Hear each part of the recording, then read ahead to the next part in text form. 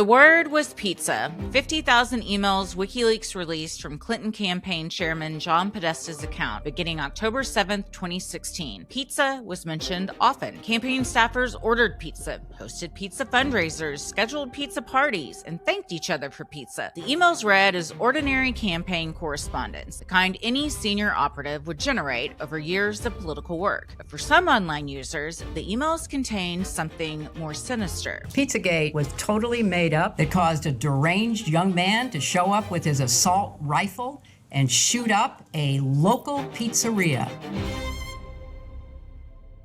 4chan's poll board had developed its own lexicon years before the Podesta emails existed. Board users had constructed an elaborate system of food-based substitutions they claimed were used by predators to discuss victims in plain language. CP, the board's established shorthand for the phrase child pornography, mapped onto a code where pizza meant little girls, pasta meant little boys, cheese meant little girls, and hot dogs meant little boys. The code originated entirely within Poll's own culture, no documented basis in actual predator communication. But once it existed, it functioned as a key that could be applied to any text. And in October 2016, Poll had 50,000 pages of text from the chairman of a Democratic presidential campaign to apply it to. From the poll board on 4chan, the Pizzagate narrative migrated to Reddit. The subreddit r/Pizzagate was created in October 2016 and grew rapidly. Users divided the emails into categories, ran keyword searches, and cross-referenced food references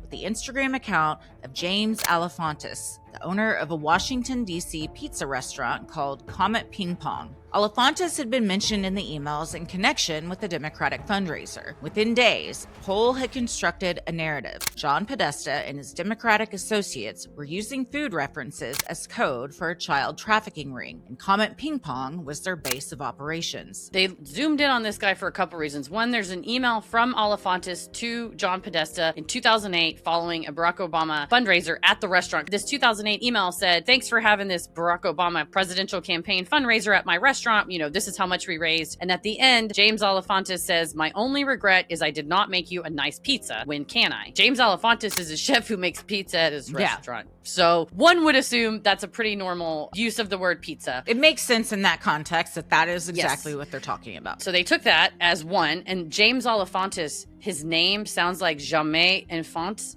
which would be like, I love children. Oh, that's unfortunate for him. That's unfortunate for him. And then Comet Ping Pong, CP. At some point, you just start finding symbols where there are no symbols. Mm-hmm. And whether that was overzealous 4chaners or some provocateur on there going, "Hey, look, guys, look, this guy mentioned pizza. That probably means kids." I don't know. A massive Rolling Stone investigation into Pizzagate's origins was conducted by reporter Amanda Robb over nearly a year with 2 research teams. Robb traced the conspiracy's earliest mainstream appearance to a single Facebook post on October 29th, 2016. That was one day after FBI Director James Comey announced the Bureau would reopen its investigation into Hillary Clinton's use of a private email server while acting as Secretary of State. The investigation resumed once agents discovered relevant emails on a laptop belonging to Anthony Weiner, the estranged husband of Clinton's close aide, Huma Abedin. Weiner was under investigation himself for sexting a 15-year-old girl. He was later convicted of that crime. The main viral post mentioned Weiner and made serious allegations. It was from a user named Carmen Katz, later identified as a Missouri attorney named Cynthia Campbell. She wrote, My PD source said it's much more vile and serious than classified material on Weiner's device.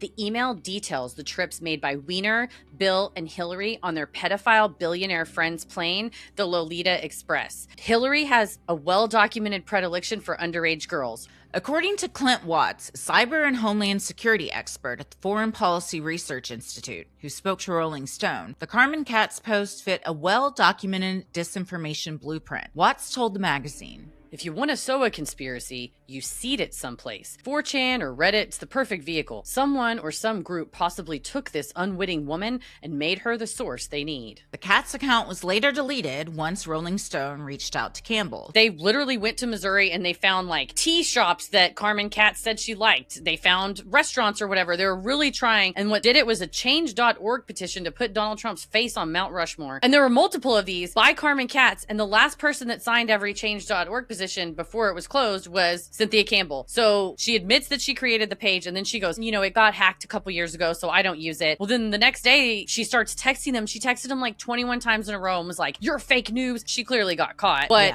it was this one wackadoo lady who thinks Donald Trump's face should be on Mount Rushmore, made this post apropos of nothing on Facebook on a fake account she had made. That got screenshotted, and that is what went viral. Reddit banned our Pizzagate in late November 2016 for violations of its rules against sharing private information. A moderator's farewell post read, "We have all made life insurance videos. We have all vowed to continue this fight. You have only increased our number. This morning, we were numerous. Tonight, we are legion." The community migrated to Vote, then to 8chan, but its most die-hard adherents were ready to take the fight offline. On December 4th, 2016, a 28-year-old man named Edgar Maddison Welch drove from Salisbury, North Carolina to Washington, D.C. with an AR-15 style rifle, a revolver, and a folding knife. He had spent weeks watching InfoWars videos and reading Pizzagate content online. 3 days before the shooting, he had texted friends trying to recruit them to join what he described as a rescue mission, warning that it might require them to sacrifice the lives of a few for the lives of many. One friend responded, "Sounds like we're freeing some oppressed pizza from the hands of an evil pizza joint." Welch drove alone. Welch walked into Comet Ping Pong and fired the rifle multiple times while conducting what he later described to police as a self-investigation. He shot open a lock and found cooking supplies.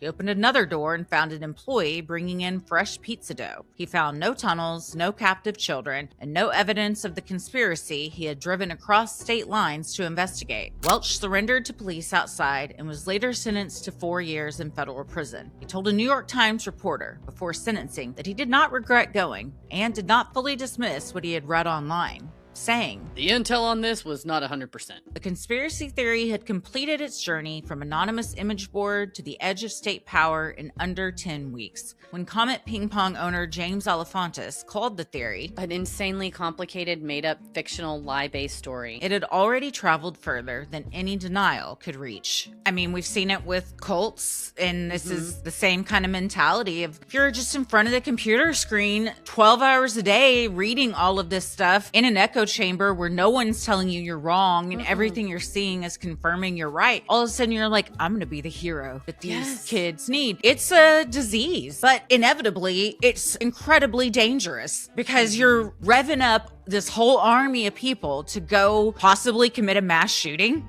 at this ping pong place. Luckily no one was injured. They fell for it. And I'm not even shitting on this guy because this guy, I think he took the bait. This is a case study in some of the most effective political disinformation in the history of the world. Like, this is like groundbreaking, evil, certainly, but impressive. Impressive, yeah. If you enjoyed this, you'll love our full podcast episodes. You can find the full episode linked in the description below.